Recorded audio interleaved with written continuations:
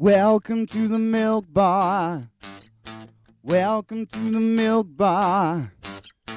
Welcome to the milk bar. Welcome to the milk bar. Welcome to the milk bar.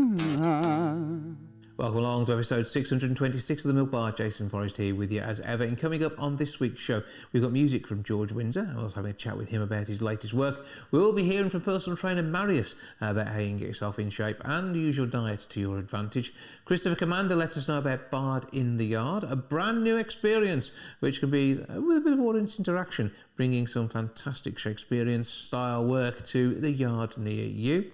On top of that, Dr. Sarah Jarvis will be along. We'll be hearing from her all about the current situation with the coronavirus pandemic.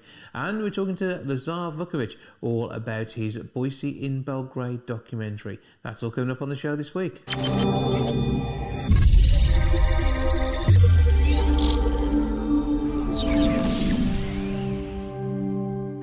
From Wednesday through to Friday, the 23rd to the 25th of June, it's a new event at the Malvern Three Counties Showground. It is their Midsummer Garden Life Festival.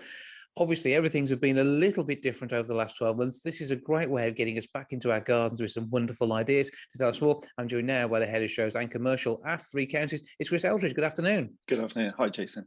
So obviously, you guys must be excited to be getting back to normal again. I know you ran a few events in the run up to Christmas last year. It's obviously been a bit quiet since then. So what is going on? Well, we're so pleased to be able to put on some events this year. As you said, we did a couple of trial events last summer and we had our winter glow at Christmas. But this is our second event. We did a small dog-tastic event last week, which went really well, despite the hot weather. Mm-hmm. And this is really getting back to normal with a fantastic celebration of summer solstice. It will be a brand new event for us, our Midsummer Garden Life Festival. And it's really a combination of everything's great about going on holiday and enjoying the sun. Yeah, because, I mean, you'll be able to get a flavour of some of the fantastic sites across the UK. But equally, we're heading further afield too, but staying in Malvern. Absolutely, definitely. So our creative team have done a fantastic job with this event. So we've got a combination of British, Mediterranean and exotic Caribbean experiences. So you can bring your bucket and spade. We're going to have a beach and it'll be like being on holiday without taking a passport. I like the idea. So you do tea rooms and Mediterranean feel to bits of it. There's some rather exotic retreats too. And all that alongside the chance to not only see, but buy some great stuff for our gardens and start to get them into 2021 shape. So we've got some lovely new things to enjoy during the summer months here. But equally, it's about not only the purchasing, but the ideas too. And that's one of the things I love coming to Malvern for, whether it's some of the RHS shows that you have or the Three Counties. There's always something that is going to inspire you. Absolutely. It's we want people to have a fantastic experience, but it's also about inspiration. It's looking at that creative content, those ideas. And we've got a fantastic lineup of really first-class nurseries. We've got over 30 coming to this show in particular. And as you said, it's a combination of food, music, poetry and live entertainment. All of that, the live entertainment is going to be on a floral bandstand now. Somebody's obviously been out with their daisy chains or maybe a little bit more. Absolutely, definitely. It's that combination. We want to have that festive feel to this event, and it's about time we could get outside and actually enjoy and celebrate British summer. A celebration of summer, a celebration of fun, and all done in a fantastic socially distanced way, keeping us safe and following the current guidelines. Because when you put this event together, we weren't sure where things were going to be. So you prepared for exactly where we are now. Absolutely. We were planning this back in January, February. And, it's at the moment, it's difficult just to look 1 week ahead, never mind months ahead. And it made sense to us to build this program around the May the 17th restrictions. So we are limited to 4,000 people per day. It's over a larger footprint, so we can allow social distancing as we've all been doing. But it's really about people being able to relax, enjoy being out in the outdoors and feel safe at the same time. Yeah, and with the glorious fresh air and the views of the Malvern Hills around you, you've got absolutely everything. So it's going to be a fantastic event, always well organised. Every show I've been down there to, it's absolutely spot on when it comes to the stewarding and everything. And again, that's going to continue, and there's even more focus on it from everybody due to the COVID restrictions that are still in place. But everything from the food courts through to what we see on display. All of it, I say, an inspiring way of spending our time. Yeah, totally. As I said, we just want people to come out, have a day out, enjoy themselves. We've been stuck at home far too long, And we're almost out of this, and this is a fantastic opportunity for people to come along and just enjoy themselves. And as I say, 4,000 people are allowed in each day. Advance tickets are advised but not essential. There will be some availability on the gates. So how do people get their tickets in advance, which they can do right the way through until 9 p.m. on Tuesday? That's right, definitely. So to ensure access, we'd recommend obviously buying an advance ticket. And there will be ticket sales on the gate. Advanced tickets are available through the website as normal. As I said, we will be monitoring numbers on the day, and we won't be going over that 4,000 limit. So if you really do want to come along, then we definitely recommend going for an advance ticket now. So threecounties.co.uk. Tickets are priced at around $22.50 for general admission. Under fives are free, but a ticket is still required because you need to count them in. So you do need to book a free ticket or obtain a free ticket on the gate if you bring in the kids who are under 5. That's correct. Yes, please. Yeah, it's important. Obviously, we keep control of those numbers. And I just wanted to say, we're working over a 90-acre site, so we've got plenty of space to spread the event out, so people won't feel close to one another. And as I said, we can keep the social distancing in place and let people enjoy themselves. Mm-hmm. And it's an extra $150 if you are paying on the gate. It comes out at £24. So take all that into account.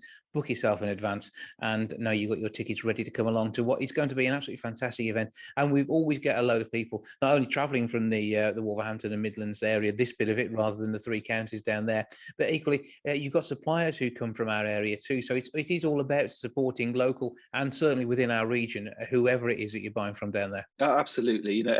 All businesses have had to adapt over the last 18 months, and it's about survival in the short term. And we're really in a position now to look to the future. We've had some fantastic partners. We've got a great team of permanent staff and temporary staff, and we do rely on volunteers as well. So this really is great to be coming back to normal and running this event. Yeah, and they always have such a good community feel down there as well, and so many people just enjoying being part of the event itself. And it's such a wonderful showground too.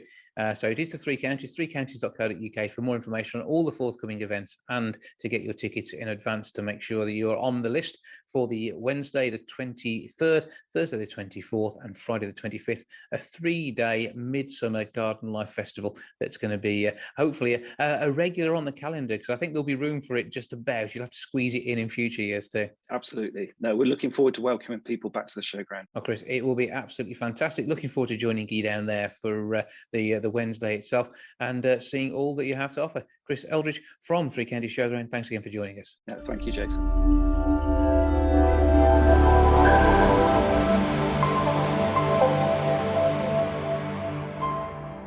Christopher Commander is bard in the yard these days. You can actually book him to turn up and be a bard at an event. It is a solo show, and it does have a fair amount of audience interaction too. He joins me now to explain it better than I did. Hello, sir.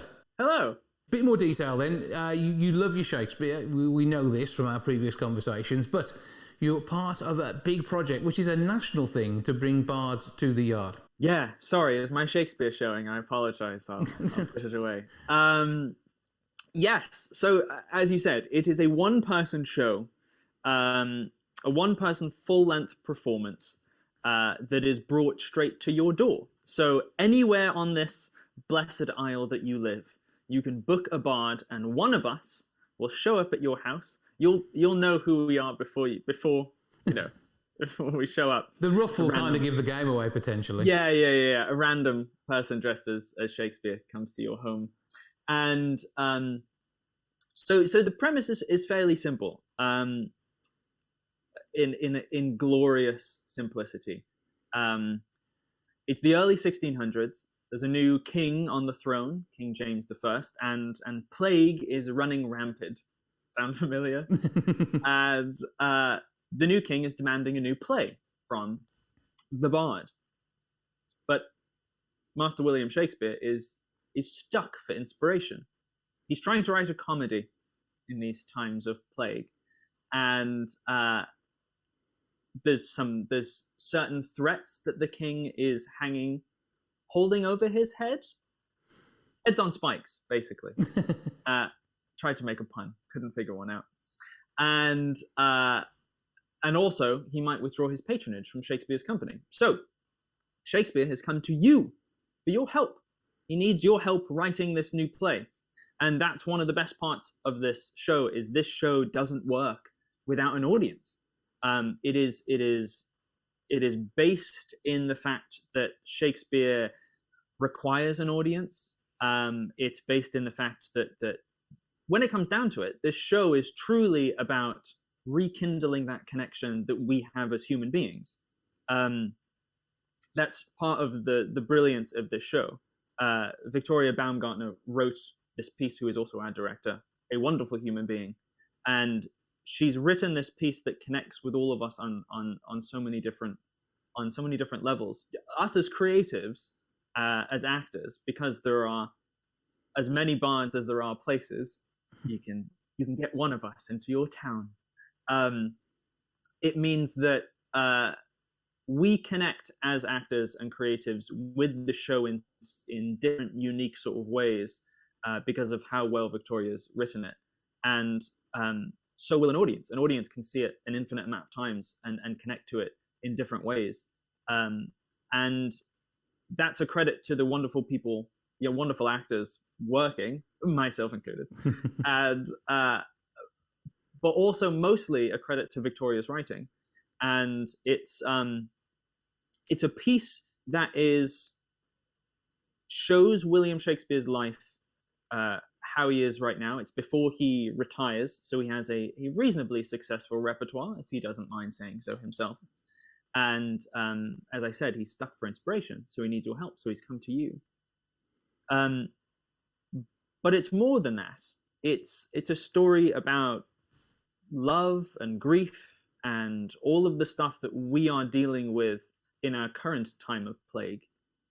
And it resonates in such a unique way with the situation right now. And so, yeah, it's just a wonderful piece of theatre. It's mostly contemporary writing.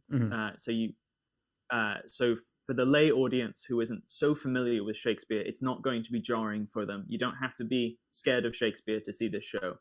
And then dotted throughout the play, there are Shakespeare pieces which are interwoven into the narrative of what's happening on stage with you. And it starts with audience participation.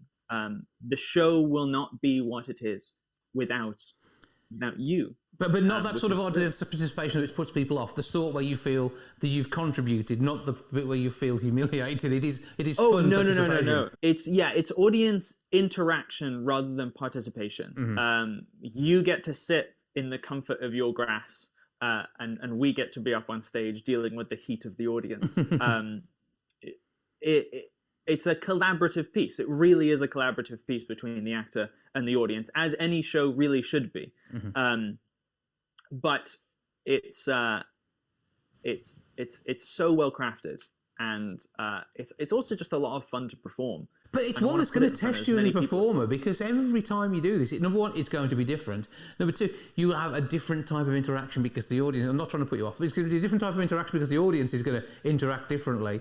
You're going to be in an entirely different venue, so you don't know where anything is, not even the toilets. You're going to be really pushed to the limit. And the thing is, I know you've been through a rigorous selection process for this, and each of the bards are fully trained, fully versed, and ready for whatever the audience throws at them. Yes, and that's an interesting part of this, is because it's in person, with guidelines all, being respected. The whole process of this show being put together, this started last year. Victoria wrote another play, because legend has it that during those early times of plague, like the early 1600 plagues, bouts of plague. When they were just starting out with plague, they really hadn't got the hang of plague at that point, had they? Yeah, yeah. The plague comes and goes.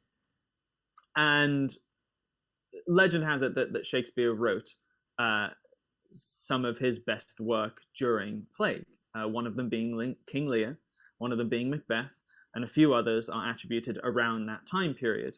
And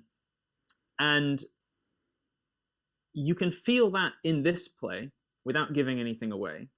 I want to keep the surprise. I want to keep the element of absolutely. No spoilers. It may be spoilers. It might be 500 years since the area this is based around happened, but no spoilers. It's too soon. It's too soon. So, but the interesting thing about it is how it connects in such a contemporary way to obviously what we're dealing with now, and that's what Victoria wanted to highlight. And what better way than to connect with us as human beings than through the eyes of the man who wrote about the human condition so well all those years ago. Mm-hmm. It's still relevant to this day. It always will be relevant. And the creative process for this show has been such a crazy experience. We've been rehearsing it for months now through this medium. And we're all rehearsing the same part. I've never been in a rehearsal space quite like it. And I think we as creatives and actors and Victoria directing us and all of the creatives involved in creating this piece, we also miss the process. We miss being in a room with each other. And only a couple weeks ago did some of us meet for the first time, which was crazy bizarre because we'd had all these emotional experiences and shared moments while rehearsing, but we'd never met. So there was a crazy moment where we were all kind of in an actual room together and going, I know you so well, but I've never met you. And it feels like that's a weird sort of allegory for what we're dealing with in the world and currently and still and however long, we're restrictions and whatnot. But this show is so well grounded in what's happening right now, that it brings up other questions. Like, for instance, Romeo and Juliet, a plague on both your houses. That line will never mean the same anymore. We have such a contemporary grasp on how powerful those words would have been back then, mm-hmm. and how powerful they are now. That the story that this version of the Bard that you will be seeing, I think will resonate with you and audiences in a way that is unexpected. You'll laugh, you'll cry, you'll be happy, and you'll be on this journey with Shakespeare together, which is it's just a beautiful piece of theatre. See, it sounds like the sort of thing I enjoy, because you'll come out or away or whatever, however we describe leaving the venue that you've selected to have this performed in when you've booked your Bard, and you will have that sort of warm, sort of fuzzy theatred feeling where you know that you've been arted at. Exactly. No, yeah. So imagine Deliveroo for theatre. You get a unique theatre experience, almost tailored to wherever you are on this blessed isle. But it already sounds amazing. We know that you're a fantastic performer, so it's going to work. It's true. It's annoyingly true. So if you want to book a Bard, what do you do? Because you say there are bards all over the place. So wherever you're watching this, there's a local Bard. So there is a local Bard. However restrictions or precautions tie things down, you can get a Bard pretty blooming close. Yes, you can get a Bard to your humble and odious orchard. You can get a Bard to your yard, wherever you may be. And to do that, all you have to do is go on to www.bardintheyard.co.uk.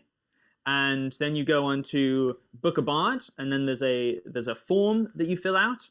And basically what will happen is once you've filled out that form is the production team will be in contact with you.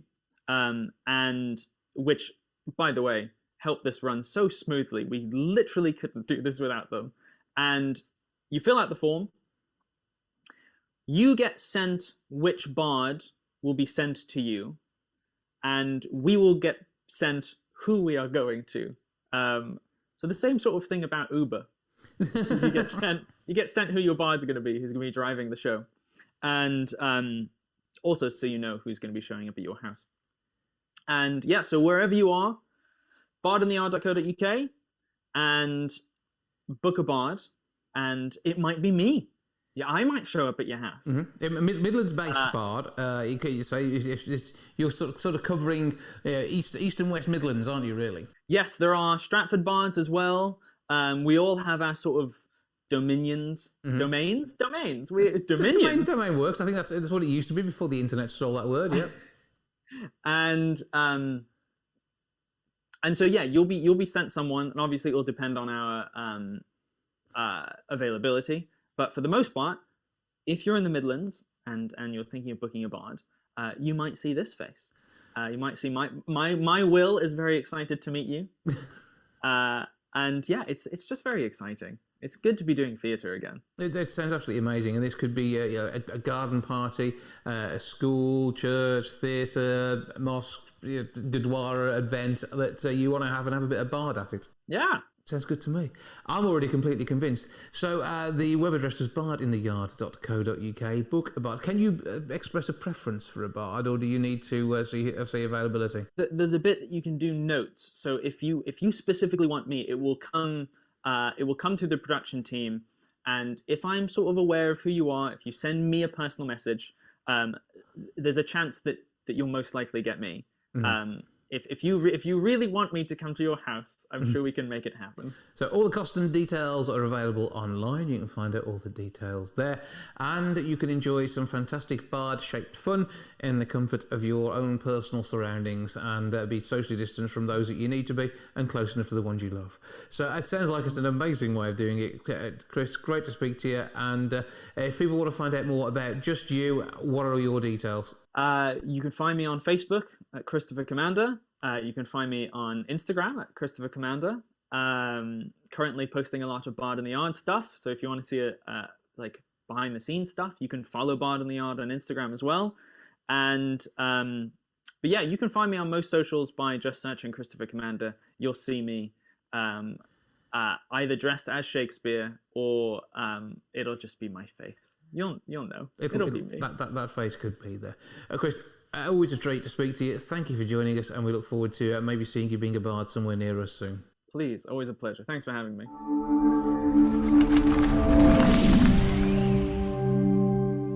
A gentleman who's normally very, very busy with his music and always has something exciting going on is George Windsor, who joins me now for a bit of a catch-up. Hello, mate.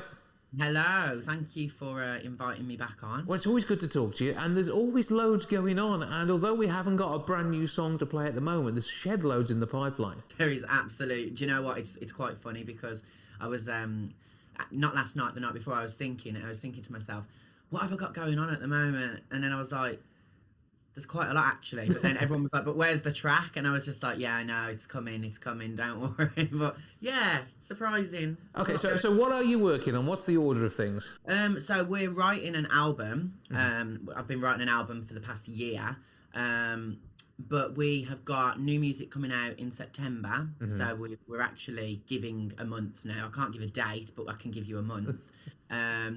So yeah, we've literally just been writing. I've stayed really low off social medias and stuff because there's nothing worse than being distracted, and I'm the very best at being easily distracted. It is important to keep that focus, though, particularly if you're writing songs and being part of that creative process. You're sort of coming up with ideas, and I want to bounce things around and don't want to be swayed necessarily by what's there because you want it all to be your own stuff. But equally, you do some wonderful covers too. And how's it going to balance out for the album, do you think? Well, I think there's going to be a couple of covers on the album, maybe one. I think because people just love seeing a different side to a song that they've either grown up with or known all their life. They like seeing that different side. So I think we're going to be putting maybe one in there, but I have deliberately steered away from covers because I get so self-absorbed in that song and that artist, I then really struggle to write my own stuff because it's like I've got such baggage from their issues or whatever they're talking about in the song. I literally, it's just like a reflection of what they've already wrote sometimes. So you have to be really firm, Jason. Being an artist, it's such a hard job. But I mean, you put passion into all of this, and I say that's where that's born from, though, isn't it? Because you are picking up on the feelings and emotions, because that is what music does to us. And that's, I mean, you've lived your life through music. I have literally eat, breathe, I'm not even going to say the rest, but music, yeah. Yeah, so it's just crazy, but I'm just really grateful for where everything's taken me at the moment, because in lockdown 1.0, as I call it, everything was really quiet. And I was, I was getting the lockdown fever, which everyone was getting, but I was, not really moving anywhere artistically. So in lockdown 2.0, it was fantastic because I was just getting all this inspiration. I'm going back out to the States towards the end of the year to record as well. There's just so much going on, Jason. I could talk to you about so much. Well, see, I know the US link is strong because a lot of the management team are working out of there, and it's about. I mean, sometimes you as a product, which is weird because we know you as you, but you're very much something which is a saleable commodity to the guys over in the US who just want to really keep pushing your career. They love the fact that my name is George Windsor and it's my real name. They like that, you know, and you know, I love my American fans because they are so loyal. I cannot explain how loyal they are. I mean, ever since The Crown was out on Netflix, you know, my ranking's gone straight up, you know. They're like, oh my God, your real name's George Windsor. Are you related? And I'd just say, no, I'm not, but you know, it would be great. But yeah, America, they just, I can't even explain the love that they give me. It's just beautiful. I love them so much. And how do you feel the differences when you're touring over there and performing over here too? Because I mean, we've seen you play on stages of 30,000 plus. That is your staple. But still, you know, it's a different kind of interaction very often with the way they react in the US. Yes. So the US, they're wild. They're absolutely wild. They literally, as soon as I've done quite a few shows in America. Not last year, but the year before. It's been a while. They are just, as soon as they mention my name, it's just like, oh my God, what's he going to do now? What's he going to do this time? And I love the anticipation and the excitement and the build up to the shows because they'll tweet me. That they'll get involved, you know, via my socials. Whereas in England, that doesn't tend to happen. It's quite the opposite. It's more when you're there at the gig. They tend to go, you know, a bit crazy, you know, they're very jumping, screaming, whatever they want to do. But I don't know, it's different vibes between the US and the UK. Well, it's good vibes. Everyone's got their own different ways of showing their support, haven't they? But it all turns into to people picking up merch and all of the streams and the like that come with that. And it's all about you enjoying the music and getting your take on songs that they've known before and also enjoying your original stuff too. And how is the songwriting team coming together? Are you collaborating at the minute? Yeah, so I have a team of people that I work with because I love writing on my own, but it's just... Sometimes you get stuck and it's just like, no, we're not moving forward. And then sometimes that song could be scrapped and that's such a waste. So I tend to bring people in when, you know, things aren't going so smoothly and I need the backup. So I'm currently working with a couple of songwriters that I'm really close with, Benji, Eve. They're really, really good friends of mine and they're super talented. So talented. They literally blow people out the water.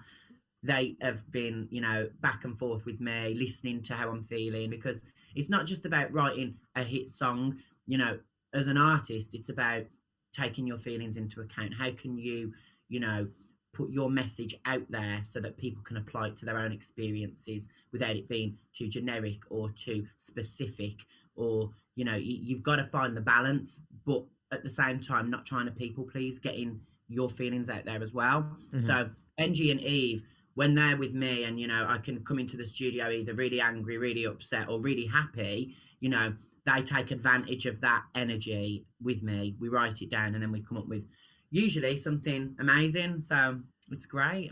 Well, I mean, that work continues, and obviously I know as we head towards more freedoms, there'll be more gigs that you'll be performing. Have you got much lined up at the moment, or is it you really waiting until you can see the capacities come back to normal? I've been rehearsing, so I actually went back into the rehearsal studios about a month ago, and that was a little bit surreal. My voice took an absolute battering, and I was like, my vocal coach was like, she called me, she said, "Christ, you sound hoarse. You must have enjoyed today." I went, "Yeah, nothing to do with the screaming, the shouting, the excitement, just, you know, perfect technique." She rolled her eyes. She was like, "Yeah, I'm sure."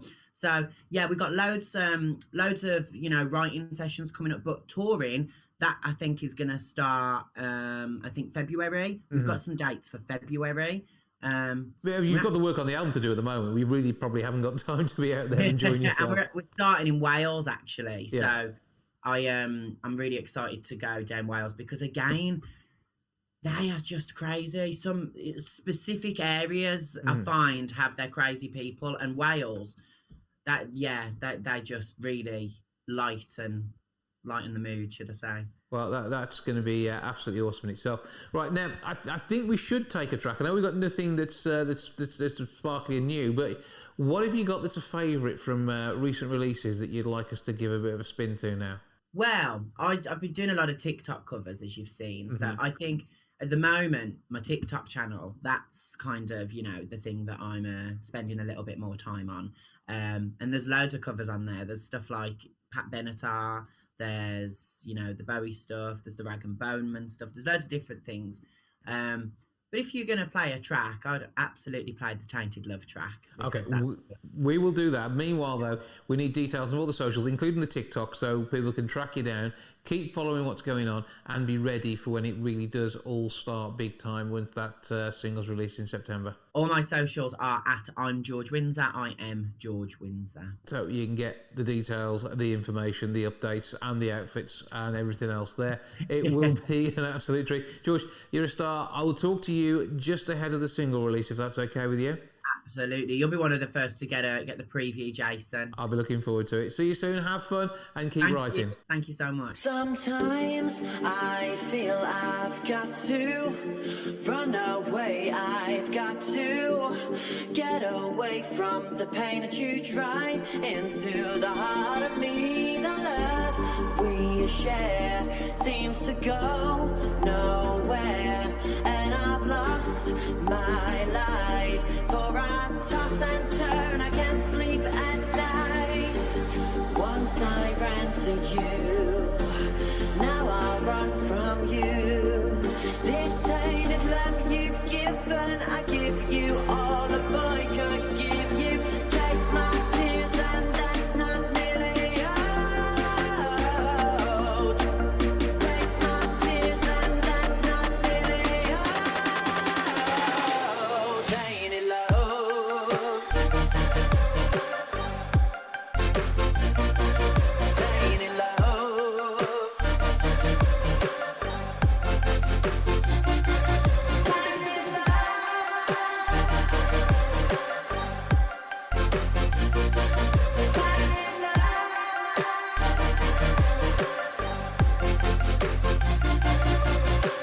Now I know I've got to run away. I've got to get away.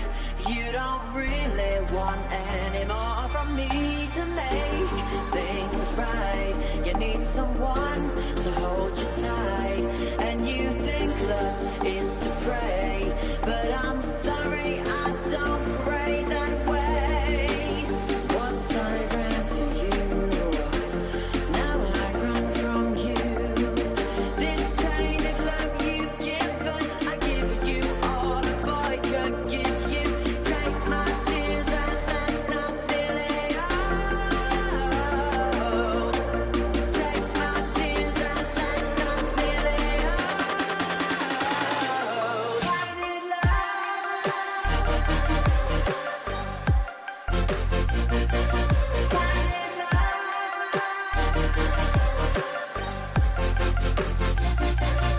Tainted love.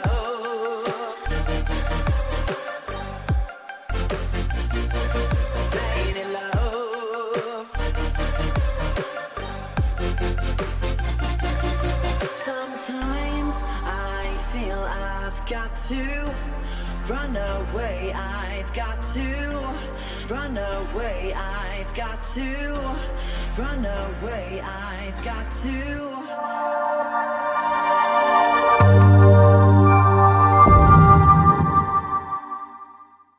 A health and fitness professional working throughout the Midlands is Marius, who joins me now for a bit of a chat to talk about health and nutrition. Hello, sir. Hello, sir. How are you doing? I'm good. So tell me a bit about your background and what you get up to these days. I've been involved in the fitness and sport in the last 12 years.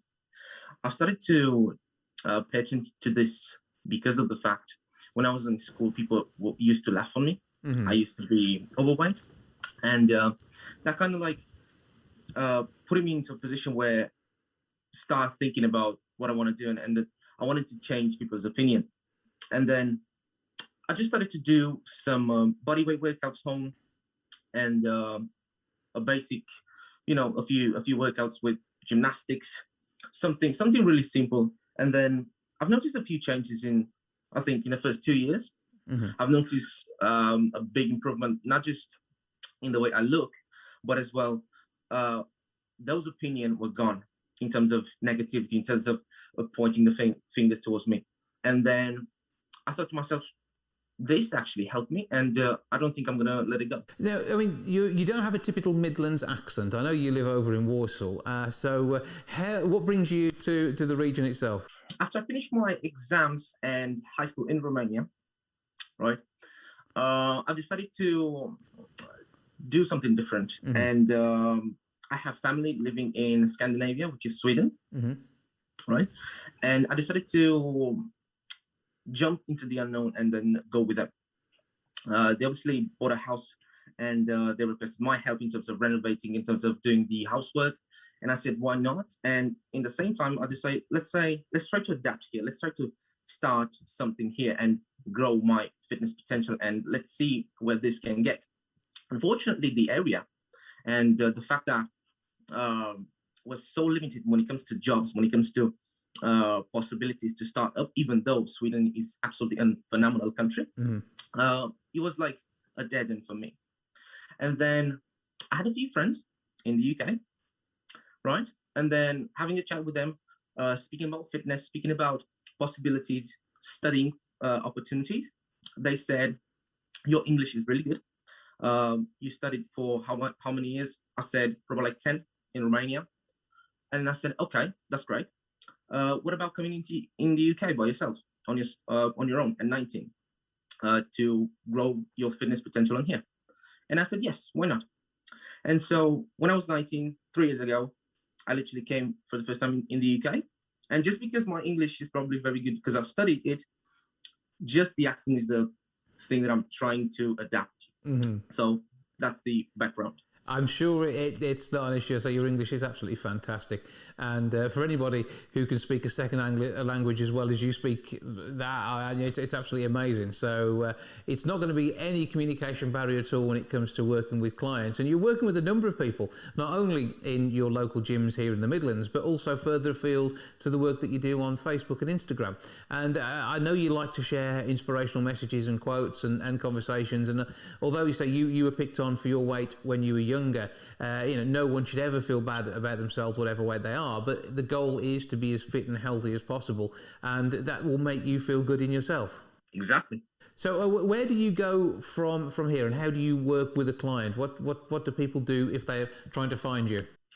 Well, the first thing that I'm doing is trying to see exactly what that person is in terms of pain, in terms of limiting beliefs, in terms of knowledge, in terms of goals. Mm-hmm.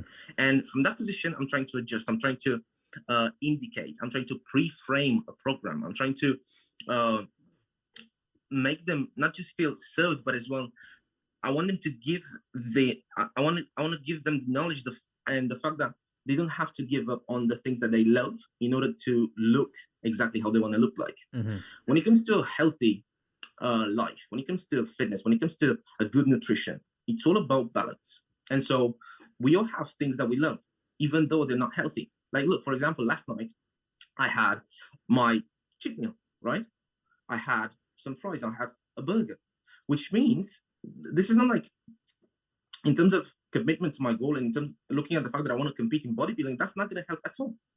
But I always pay attention to making sure I have a balance in terms of goods and bads. So when you're putting a program together with somebody, you'll allow them that sort of flexibility, so they don't feel constrained by what they're doing, but we just feel they want to do the good stuff, with the fact that, you can be a little bit naughty sometimes, and that will make you feel at one with who you are and what you want to do. So there's a lot of scope within a fitness program that you're putting together. And you're working out of mostly gyms in Warsaw as your home gym?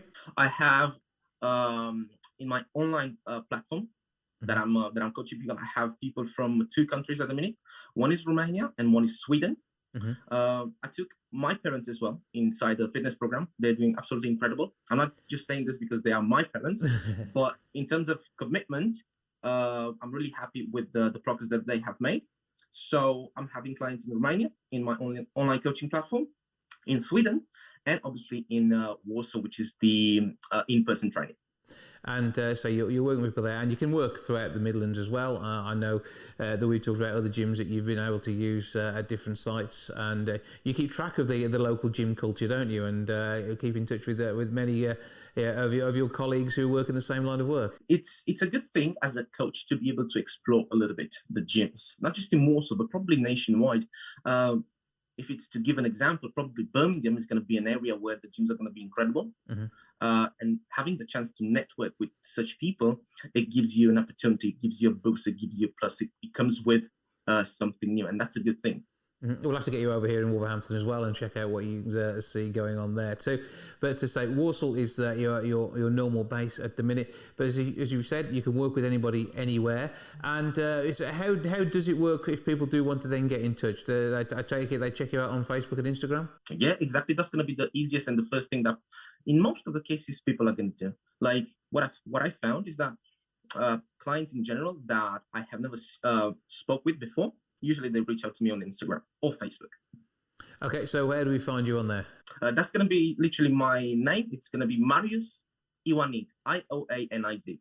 So Marius Ioanid, and you can check out all that you've got going on. You've got some fantastic videos, I know, on your Facebook page whereby you talk people through some basics just to get them sort of eager and keen, ready to start on a program that could change their life. Exactly. Thank you very much for that feedback, by the way. No problem at all. Marius, good to talk to you. I think we're threatening to meet up in real life, so you can show me how I should probably be working out, which I think is probably essential at the state of me at the minute. So we'll do that in the coming weeks or months, and we look forward to hearing more from you, also seeing your tips online. Thank you very much, Jason. Thank you so much for this interview. It was absolutely incredible. And don't hesitate to reach out to me if you have any other questions.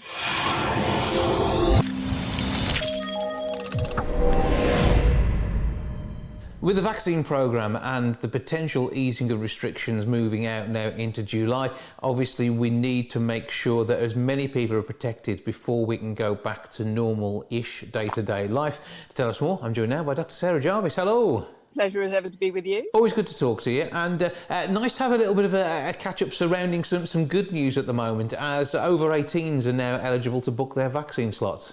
Hurrah! And what's more, they have been booking in their droves. We had the most extraordinary sights when 25 to 29-year-olds were allowed to book their vaccines about 10 days or so ago. Mm-hmm. They had they described it as a Glastonbury-style situation on the website.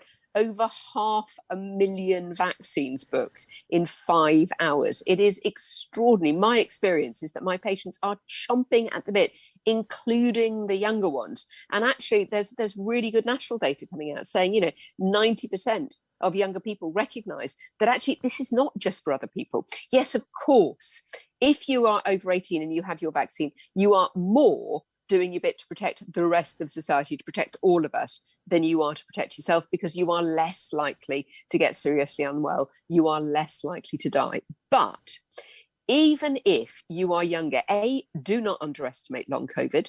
At least 1 million people, in fact, well over 1 million people probably now have long COVID, and some of them are really, really debilitated by it. Mm-hmm. And secondly, if we are all going to get out of this, and if we are going to break the link between infections and hospital admissions and deaths, we've all got to get vaccinated. And unfortunately, because the Delta variant is so much more transmissible, that means that more people need to be vaccinated in order to get us up to that crucial community immunity level. Yeah, and being vaccinated is important.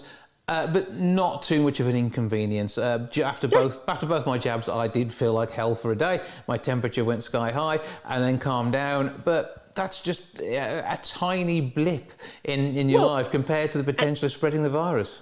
Here. And of course, not everyone's going to get that. No. With my second vaccine, actually, I didn't know I'd got it. In fact, my husband and I were both in a vaccine trial before they were licensed, and neither of us knew which group we'd been on, because it was a placebo trial, and neither of us had any side effects from either of them. Turned out I'd had the placebo, he'd had the real thing. Neither of us had any side effects at all. I had a bit of a sore arm after my first one, nothing after my second one. He had no side effects from either. Some people, yes, you get so-called reactogenicity. This is your body's immune system rushing to the spot. You may well, a lot of people will feel a bit grotty, but those side effects are usually mild to moderate, and they are usually gone within a day or two. So that is minor compared to the good that is being done. And we've spoken in the past about the minimal risk of any kind of issue off the back of this. And we know that the risks are so low that it's barely worth talking about. But the fact that we do talk about it, because we're being open and honest about the whole thing, it shouldn't put anybody off. Well, I think the point is that if you look at the size of the risk, we are talking about a risk of 1 in 100,000 of this so-called CVT, which is this very rare blood clot. And that's why, for instance, that was seen with the AstraZeneca vaccine. And it's as a result of that, out of, frankly, an abundance of caution, and purely because we have got alternative vaccines, that anyone under the age of 40 isn't actually being offered that vaccine anyway. They are being offered the Pfizer or the Moderna vaccines. So, but, to put that risk into perspective, even that risk, which of course has been identified because we have these really robust processes in place for looking at side effects. And we've now had hundreds of millions of doses given. So we know that we are going to get side effects reported, or we know we are going to get medical problems reported. And what we can then do is we can look at the issues that have been reported among people who've had the vaccine, compare them to how likely it is that those issues would be reported among people who hadn't had the vaccine, and see whether it really is a side effect. And when you've got this number of people, then you can really work that out. Mm-hmm. A way of preventing problems and a way of allowing community to return to something like normal as well. And we're not quite all the way through the data yet that tells us whether the link between the actual virus itself and hospitalisation and deaths is clear. We know that the deaths figure hasn't gone up massively in recent weeks, but we're not past. It needs to be 6 to 8 weeks before we get a better feeling, isn't it? So yes, we are starting to get clear signs that the link between infections and hospitalizations is being very significantly weakened by vaccination. There is no question that vaccination is our way out of this pandemic. We know that 2 doses of AstraZeneca vaccine reduces your chance of hospitalization by about 92%, that 2 doses of Pfizer vaccination reduces your risk of hospitalization by about 96%. Just in the last day, we've had new data suggesting that 1 dose reduces it by about 75%. But, and here's the really important but, it does not get rid of it completely. And more importantly, the first dose is not as effective in terms of reducing the chance of you getting it. So you could still get it and pass it on, even though you would be less likely to be unwell. And that is why we all still need to be practicing hands, face, space and fresh air, because even though it's raining at the moment, at least it's fairly warm rain. Mm-hmm. And really importantly, in addition to the fact that everyone over the age of 18 can now book their first vaccine, and they can go online to the NHS booking service or call 119 free of charge.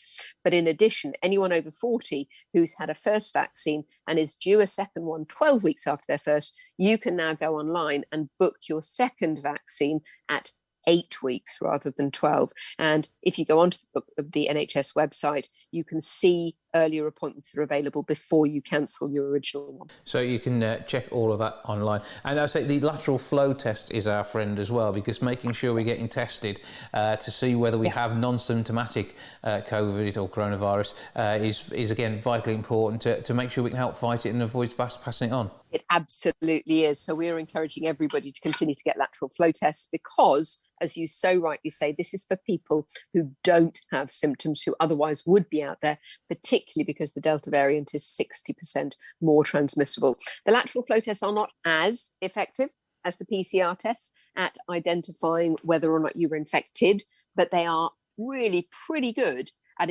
identifying whether you're infectious. So in other words, the people who are most infectious, we think about 1 in 3 people who have COVID don't have symptoms. And with Delta variant being more infectious, more transmissible, that means you could be spreading it to even more people. So please do get those lateral flow tests. You can book them through the NHS website. You can pick them up from participating pharmacies. You can go to a test centre.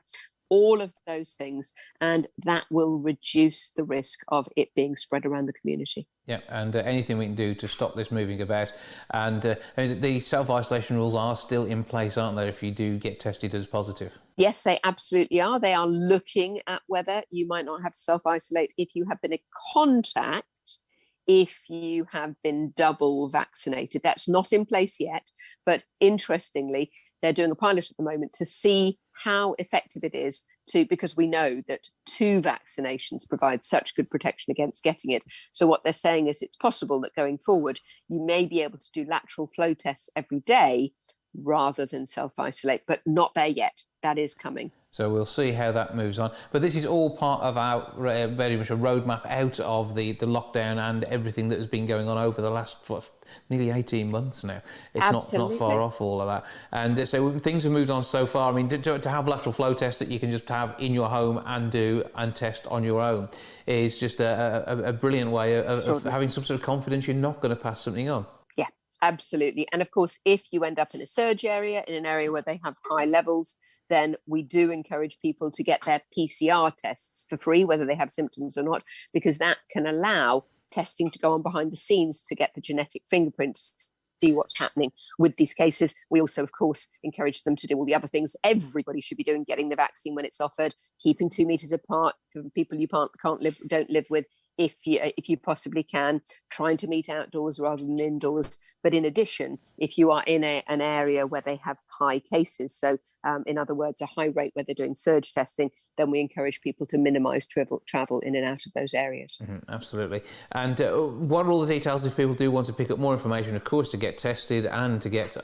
everything they need to know for the current status? The NHS website has everything you could possibly want to know. You can just do a Google search for NHS coronavirus testing, NHS coronavirus vaccine, all of those. The first search that will come up will be the relevant one of those. And of course, if you're not online, 119 is your number. 119. Yeah, simple as that. Absolutely is. Well, Sarah, always good to speak to you. Thank you for joining us. And I mean, I'm hoping to talk to you about something other than coronavirus in the not too distant future. One day. We need to get through this whole situation first. But thanks again. Indeed. All right. All the best. Bye now.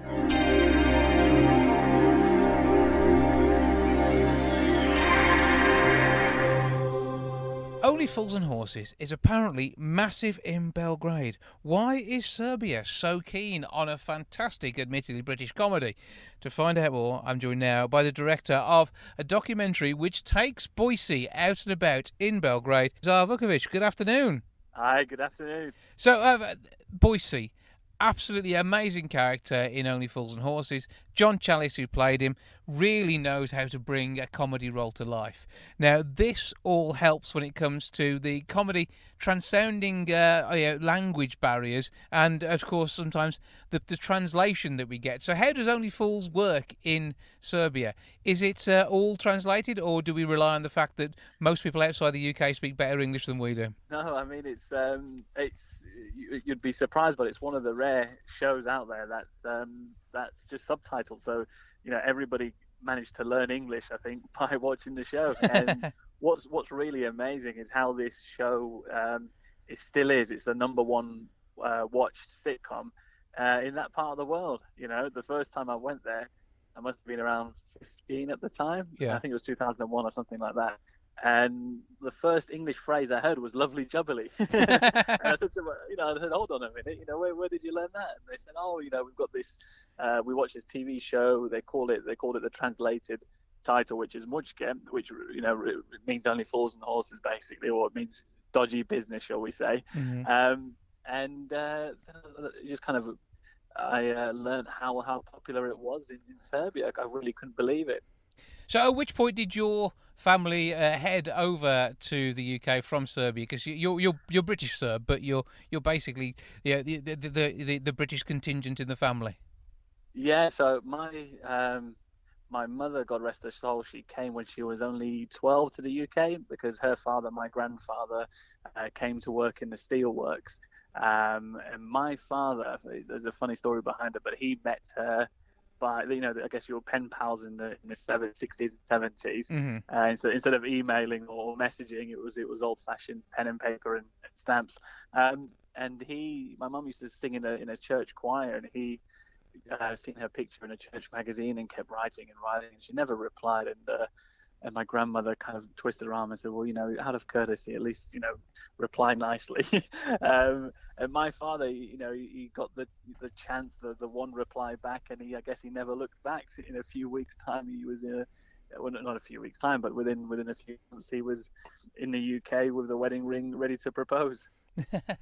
When it comes down to families being displaced and coming to the UK for work, and we're talking of a time here when it would have been unusual to head back regularly. There weren't the flights. If you went somewhere, you were a migrant, that was it. You were there and you didn't sort of head back regularly, I suppose. So it'd be, you were probably kind of cut off from Serbia. You only had word of mouth when you were a kid initially to understand what the place was like.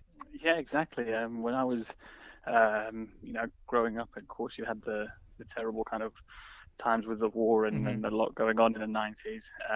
So I was born in 86. So for most of the 90s, the first time I went to Serbia, I was 15 years old. And so, and you're right, because pre-pandemic, everyone's used to traveling every weekend or every other week. And we kind of took air travel as a necessity as opposed to a luxury it always was. And tickets were really expensive. But during the war, I think this is why the show resonates so well, because during that time, obviously there wasn't trade wasn't working, and there were sanctions on goods coming out of then Yugoslavia, and Only Fools and Horses. It's all about trading, isn't it? It's all about getting a good deal, or I think at this point, as people, they could really want to get their hands on whatever they could. And an amazingly good comedy show. And when you then take one of those characters who is recognisable when he walks down the street in the outfit, because John does enjoy being part of that show, I know, and he very often shares it with the fans at events across the UK. So what was it like taking him to a place elsewhere in Europe where they probably knew his lines as well as he knew them from the show, but couldn't necessarily have a conversation with him? It was surreal. I mean, it was almost like taking. Well, it was. You're taking an icon to another part of the world. Probably thinking he could blend in, and in the sense of that people wouldn't recognize him. But I remember us walking down the street, and people, Boycie. As soon as one person caught in on, all of a sudden we've got a crowd around us, and they want a selfie with him, they want pictures with him. Can you do the laugh? And can you tell me this? And they're all speaking, pretty good English, to the at least to the extent where he understands them. But it's just one of those things, I guess, that once you're so famous for being an actor, for being in various roles, people, it's the public you can't hide from. So it gave me a glimpse into life that, for these, as much as they say a lot of people enjoy fame and everything, it must be difficult, just to be that normal person walking down the street. Nobody knows who you are or nothing about you. You can just kind of enjoy that privacy. Whereas I think it must be really hard for these celebrities. Absolutely. I mean, this is where being the director works rather well, doesn't it? Well, yeah, I can take off the French beret and hide.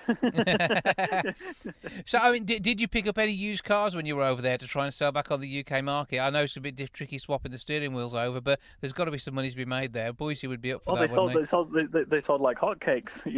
By the time Boycie was finished with his sales patter, they didn't realise what side the steering wheel was on, but we got the sales in the end. So it was a successful trip. We visited a motor museum, and I think it was one of the largest motor museums in Serbia, in Belgrade. And believe it or not, the yellow iconic Robert Reliant Regal was there, in all its glory. And we just thought, wow. And we learned that the owner of the museum, he bought it for only a couple £100. I think in the 80s or early 90s. And they drove it all the way from Peckham, I guess, to Belgrade. But an amazing story, and one that you get to tell. You must be really pleased. I mean, how did this actually come together? Because everything's kind of fallen into place here, hasn't it? Yeah, so my sister's a huge fan of Only Fools and Horses, and she managed to get some tickets for John's one-man show. That was in Barton Seagrave, and her husband couldn't join her. He couldn't get the time off of work, and neither could my uncle. Although I was screaming out, kind of, what about me? What about me? She finally asked her little brother, do you want to come with me? And I was like, of course I want to come with you. And Boycie, John Chalice was talking because I think his one-man show is called Only Fools in Boycie. And during the show, he did talk about how the show's popular in Belgrade, etc., etc. So after the show, I asked him, I said, John, look, how about we do a documentary out there? But I guess the rest is history. It was one of the things where it was a throwaway comment. I gave him my card. I did tell him I was serious, and told him I've done some stuff before or whatever. But he, we met up a week or so afterwards, discussed more details, and within about 2 months of meeting him, we were in Belgrade with a crew, and we were recording this documentary. It was quite surreal. And was this before all the COVID lockdowns? Just before. So we finished filming, I think it was 1st or 2nd of February, and we got back to the UK, and literally within a month of being back in the UK, everything was closed down. So it almost makes me think that because there was an option when we're talking about filming, should we do it in the summer or should we do it now? And my train of thought is always, if you're going to do something, do it now. Don't leave it till later. Yeah, because otherwise we would still be sitting here thinking about, doing it, or whether we should do it or whatever. Everybody's lost like almost 18 months of their life in lockdown. Yep. And but when you were over there, I mean, basically he was treated by royalty, recognised everywhere he went, and this must have made it basically a good bit of a rider for you and the crew being out there. You must have had a great time being part of that sort of entourage. Yeah, I mean, it was. I managed to open a lot of doors in Belgrade that you couldn't get into anyway. I guess I work. One of my roles is I chair the charity of Her Royal Highness Crown Princess Catherine in the UK, and she does a lot of medical work and supports hospitals in Serbia. So we managed to get him into the Royal Palace, where not many people can get into, and give him a big eye opener to see what it was. And he really loved it. He's John Chalice as John Chalice. He's an avid historian, and just walking around this place, and also with there's some references in there about the Nag's Head and the King's Room and things like that. It's just great. So it was just an experience. I think, it was completely out of this world. One part of me makes me think we wish we did a whole behind the scenes kind of footage, because I think that would have been fantastic. Well, it sounds like an amazing documentary. It's available now on DVD and digital. And is there a bit of history about this online as well? Have we got a great website that ties in with all this? Because I know the artwork for the DVD is wonderful. Yeah, so the website is boycieinbelgrade.com, so you can watch it on Sky Store, Amazon, iTunes, and all that kind of stuff. So you can pretty much download it everywhere now. And if you were to be a character in Only Fools and Horses, which one would you be? I mean, do you want to be Boycie now you've lived his lifestyle? I think it was always him, because you always kind of aspire to be better than the others, and you look at Del Boy and Rodney, and they always wanted to be better than Boycie, but they never had the cash, did they? So he was always kind of the aspiring aristocrat, whereas they're trying to make ends meet. Well, Boycie in Belgrade tells some of that story as he heads around a city and a country that have loved Only Fools and Horses just as much as we have over the decades. And it sounds like it's going to be an interesting journey for everybody who watches it, and say some great stuff you've already given us some clues to. And there's so much more than that, isn't there? That's right, yeah. I mean, on Boycie in Belgrade, we've even developed Boycie's 4-king poker set. So you can have your 4 kings and beat anybody that shouldn't have 4 aces, but that's another story. Okay, watch the documentary and, of course, revise your Only Fools and Horses to make sense of all of that. But for now, Lazar Vuković, thank you for joining us. Thank you very much. Well, that's all for this week. Thank you so much for joining me. Back with episode 627 next week. I'll see you then. Ta-ra for now. Goodbye from the milk bar. Goodbye from the milk bar. Goodbye from the milk bar. Goodbye from the milk bar, yeah. Goodbye from the milk bar, yeah.